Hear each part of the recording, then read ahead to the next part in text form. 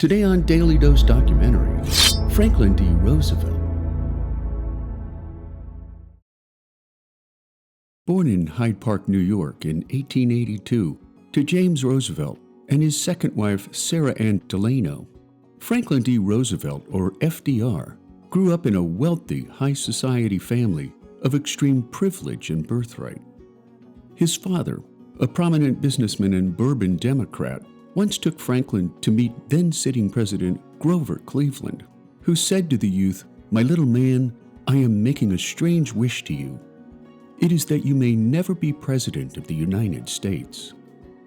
Growing up, FDR learned to sail, shoot guns, play polo, tennis, and golf, along with frequent trips to Europe, which gave him a conversant edge in both German and French. Homeschooled until age 14, save for 1 year of public school in Germany when he was 9, FDR enrolled in the prestigious Episcopal boarding school, Groton, where headmaster Endicott Peabody preached Christian values of helping those less fortunate and entering public service. Peabody would remain an important figure and influence in FDR's life, even officiating at his wedding and visiting him multiple times during his long years as president. After graduating Groton School with lackluster grades, FDR went on to Harvard College, where he joined Alpha Delta Phi fraternity and the Fly Club, which was a literary society within Alpha Delta Phi, founded in 1836. An equally undistinguished student and athlete as he had been at Groton, FDR added to Harvard's tapestry in other ways, becoming a school cheerleader and editor-in-chief of the Harvard Crimson daily newspaper, the later a position that required focus, energy, ambition, and leadership ability. Later in life, FDR recalled his Harvard years by saying, "I took economic courses in college for 4 years, and everything that I was taught was wrong." While at Harvard, FDR proposed to Boston socialite Alice Sohier during his sophomore year, and after Alice turned him down, he began courting his fifth cousin and childhood companion, Eleanor, who was Teddy Roosevelt's niece. Despite his mother's early objections, FDR married Eleanor on March 17th of 1905, and since Eleanor's father was deceased, FDR's cousin, President Teddy Roosevelt, gave away the bride. Moving into Springwood Estate in Hyde Park, a gift from Franklin's mother, along with a townhome in the city, Eleanor never felt at home in either house. However, she loved the family's vacation home on Campobello Island in New Brunswick, Canada, which was also a gift from FDR's mother. While FDR was self-assured and fully at ease among his upper-class peers, Eleanor disliked any form of high society social life, instead opting to raise the couple's 6 children, which many historians view as the catalyst behind FDR's wandering eye and eventual extramarital affairs. Hired by Eleanor in 1914 as her social secretary, FDR soon began a sexual affair with Lucy Mercer until their relationship was discovered by Eleanor in 1918, who never forgave him for his transgression. And while FDR promised his wife he would never see Lucy again, the affair shifted their marriage to one of a loveless political partnership. Establishing her own home in Hyde Park, Eleanor devoted herself to social and political causes independent of her husband. The couple's emotional break was so complete that when Franklin's health began to fail in 1942, Eleanor rejected his pleas that she come live with him during his final years. Nor was Lucy Mercer the only extramarital love in FDR's life, since Roosevelt's son Elliot claimed after his father's death that he also maintained a 20-year relationship with his private secretary, Marguerite LeHand, while FDR's son James claimed that there is a real possibility that a romantic relationship existed between his father and Crown Princess Martha of Norway, who lived in the White House during much of World War II. White House aides at the time also referred to her as the president's girlfriend, while gossip linked the two romantically as revealed in a number of newspaper accounts. badly shaken by the loss of his father in 1900. A year later, FDR's fifth cousin Teddy Roosevelt became U.S. president, where his cousin's vigorous leadership style and progressive-era reform agenda made him a role model for the remaining years of FDR's life. Graduating Harvard in 3 years with an A.B. in history, FDR remained on campus throughout most of 1904, taking graduate-level courses before entering Columbia Law School that same year. Dropping out in 1907 after he passed the New York bar exam, FDR joined the prestigious law firm of Carter, Ledyard, and Milburn, where he worked in the firm's Admiralty Law Division. Soon bored with the practice of corporate law, at 28 years of age, FDR won 2 consecutive terms in the New York State Senate, gaining national attention during the 1912 Democratic National Convention for his support of presidential candidate Woodrow Wilson. His support landed him an appointment as Assistant Secretary of the Navy, the same job that propelled his cousin Teddy into the White House. Losing his bid for a U.S. Senate seat for the state of New York, primarily due to the enemies he had made within the state's well-entrenched political machine, FDR repaired his relationships with New York politicians before gaining additional exposure during the 1924 and 28 Democratic National Conventions. Succumbing to polio at the young age of 39, FDR ran and won the governorship of New York in 1928, setting in motion his progressive policies and social reforms which would follow him into the White House. A year later, after the stock market crash of 1929 placed perceived blame on Republicans for the ensuing Great Depression, FDR's personal charm and upbeat approach to dire circumstances helped him defeat Republican incumbent Herbert Hoover, commencing his morale-boosting fireside chats just 8 days after taking office, a recurring event which would rally American support for FDR's New Deal and World War II policies. On March 4, 1933, during the bleakest days of the Great Depression, newly elected President Franklin D. Roosevelt delivered his first inaugural address before 100,000 people on Washington's Capitol Plaza. President Hoover, Mr. Chief Justice, my friends, this is a day of national consecration, and I am certain that on this day my fellow Americans expect that on my induction into the presidency, I will address them with a candor and a decision which the present situation of our people impels. This is preeminently the time to speak the truth, the whole truth, frankly and boldly. Nor need we shrink from honestly facing conditions in our country today. This great nation will endure as it has endured, will revive and will prosper. So first of all, let me assert my firm belief that the only thing we have to fear is fear itself. After assuring Americans that he would wage war against the emergency, the following day, Roosevelt declared a 4-day bank holiday to stop people from withdrawing their money from teetering banks. And on March the 9th, Congress passed Roosevelt's Emergency Banking Act, which reorganized the banks and closed the ones that remained helplessly insolvent. In his first fireside chat, Roosevelt urged Americans to put their savings back into banks, and by the end of the month, almost 3/4 of all American banks had reopened their doors. During the first 100 days of Roosevelt's first term in office, FDR moved decisively to end prohibition by amendment to the U.S. Constitution, followed by the signing of the Tennessee Valley Authority Act, or TVA, which allowed the federal government to build dams along the Tennessee River for flood control and the generation of inexpensive hydroelectric power. Simultaneously, Congress passed a bill that paid farmers to fallow their fields in order to end agricultural surpluses and boost food prices.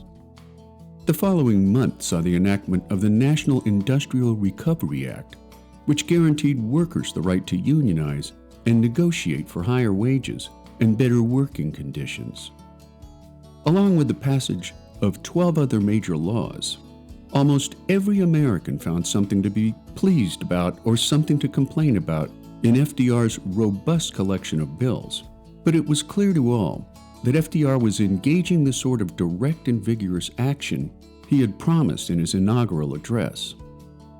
Despite FDR's efforts to stimulate the economy, the Depression worsened with high unemployment and low wages, obliging Roosevelt to launch a second, more aggressive series of New Deal programs in the spring of 1935. Known as the Second New Deal, he created the Works Progress Administration, or WPA, providing federally funded jobs for the unemployed, which in turn improved the American infrastructure through the construction of post offices, bridges, schools, highways, and parks. Along with additional legislation to protect labor unions, in August of 1935, FDR signed the Social Security Act, which guaranteed pensions for working Americans, as well as unemployment insurance for workers laid off for reasons outside their own conduct and performance. Most historians concur that Roosevelt's New Deal era came to an abrupt end on December 8, 1941, when the United States entered World War II, just one day after the Japanese bombed American naval assets at Pearl Harbor. After her husband won his first term as president, Eleanor reluctantly surrendered her active role in the American Red Cross and the New York Democratic Party, not to mention her teaching post at an exclusive Manhattan girls' school, instead transforming the role of First Lady from a mere social hostess to an active and vocal participant in her husband's administration, championing civil rights for African Americans and labor rights for American workers, while encouraging her husband to appoint more women into federal positions. She also held hundreds of press conferences with female reporters who were typically excluded from White House press conferences, at the same time writing a syndicated newspaper column entitled My Day from September 1935 until her death in 1962.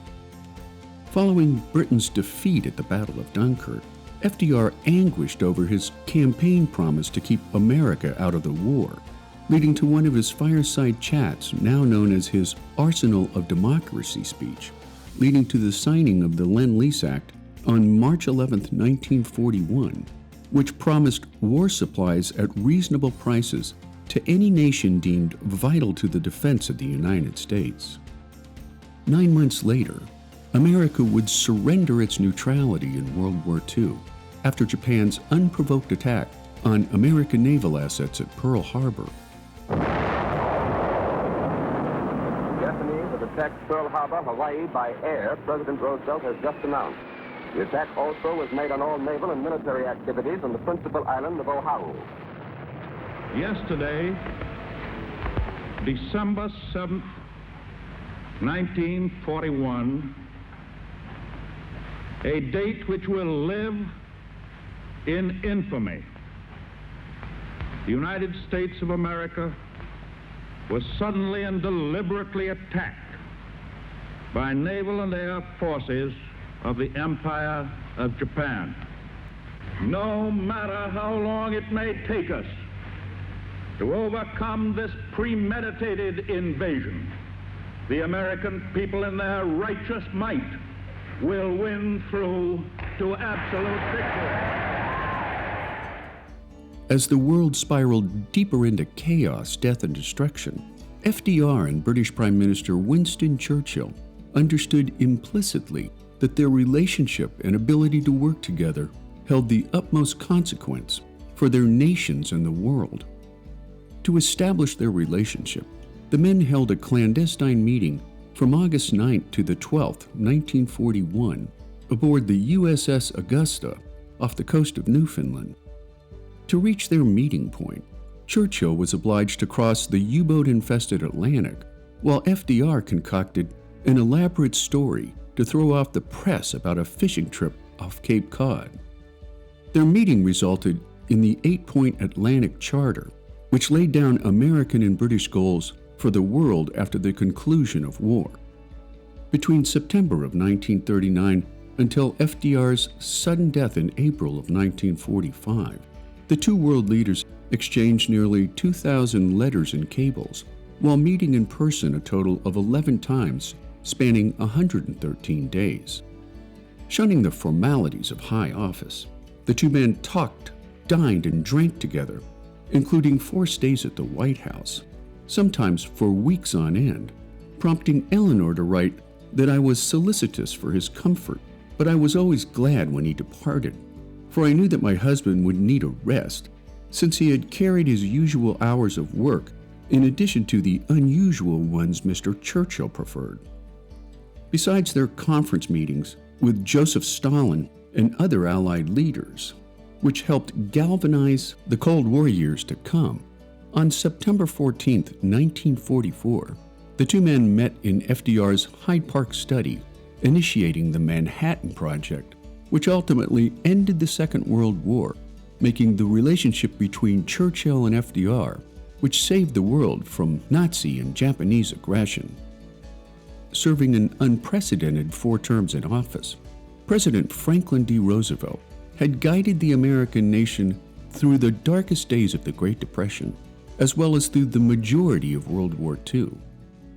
On April 12, 1945, in what would become the final days of the war, FDR passed away at his retreat in Warm Springs, Georgia, leaving Vice President Harry S. Truman in charge of a nation still at conflict. Roosevelt sat in his living room with 2 cousins and Lucy Mercer, the latter having resumed an extramarital affair with the president.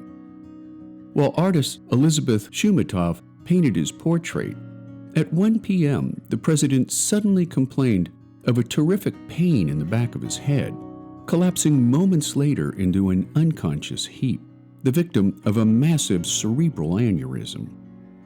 Back at the White House, after Eleanor was given the news, she met with Vice President Truman, who had not yet been told. A calm and collected Eleanor said, "Harry, the president is dead," to which he replied, "Is there anything I can do for you?" Eleanor replied, "Harry, is there anything we can do for you? For you are the one in trouble now." Overseas, American servicemen and women were made numb by the news, for the majority of the young fighters had known no other president for the entirety of their lives. As FDR's funeral train rolled across the southern countryside, people thronged for a last farewell to their wartime president. In Washington, D.C., FDR's mortal remains were paraded in honor to the Capitol, where he was to lay in state. After the formal national ceremonies were over, he was buried in his hometown of Hyde Park, New York. Following the only 4-term presidency in American history, Congress passed the 22nd Amendment, which limited a sitting president to no more than 2 terms. The amendment was passed on February 27, 1951, making Franklin D. Roosevelt one of the most impactful presidents in American history. And there you have it, Franklin D. Roosevelt, today on Daily Dose Documentary. Today's Daily Dose Documentary is brought to you by Plato'sPeach.com, a lesson planning tool leveraging content like this and much more for educators and homeschooling parents. Check out the description for more information so that you too can teach something new every day.